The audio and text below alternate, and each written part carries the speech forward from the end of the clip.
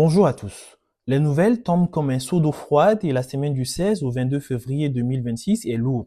Du bras de fer social à N'Djamena à l'embrasement sécuritaire au Boku, en passant par un spectaculaire réchauffement avec Paris et des zones d'ombre sur le sort des réfugiés en République centrafricaine, le Tchad traverse une séquence de fortes turbulences. Grève prolongée des enseignants du public, officiers tombés sous les balles à la frontière soudanaise, accusations d'inaction des services de sécurité, revirements diplomatiques, ces crises, loin d'être isolées, dessinent le portrait d'un État sous pression.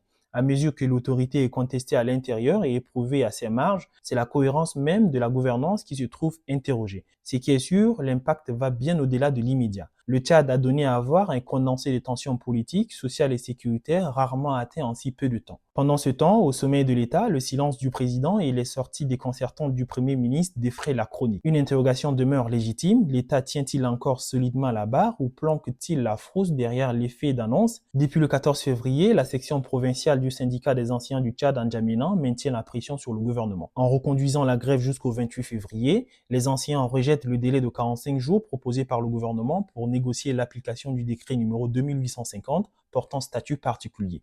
Pour eux, ce calendrier ressemble moins à une main tendue qu'à une manœuvre dilatoire. En effet, l'Assemblée générale du 19 février a confirmé la détermination d'un corps enseignant à bout. L'image de Djibril Assali, figure historique du syndicalisme en larmes devant ses pairs, a marqué les esprits. Quand un vétéran des luttes sociales vacille publiquement, ce n'est plus un simple bras de fer corporatiste, c'est un signal d'alarme institutionnel. Ce qui frôle la déprime, c'est l'impression d'un dialogue rompu, d'une confiance dissoute, d'une parole publique qui se délite. Au lieu d'apaiser, l'exécutif a choisi la fermeté budgétaire. La décision d'amputer les salaires des grévistes via une correspondance du trésorier payeur général ordonnant l'extourne des virements vers le compte du trésor à la PIAC franchit un seuil. Sous couvert de jours non prestés, l'État, représenté par le ministre de l'Éducation nationale et de la promotion civique, assume une sanction collective qui frappe des milliers de familles.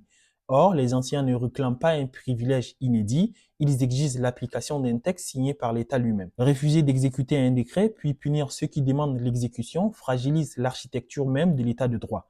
Bien évidemment, gouverner par l'asphyxie financière peut conduire à un effet dissuasif à court terme, mais à long terme, cela installe la défiance et radicalise les positions. Le gouvernement doit comprendre que l'école n'est pas un secteur comme les autres, et lorsqu'elle devient un champ de bataille, c'est toute la République qui s'expose à l'érosion de son autorité morale.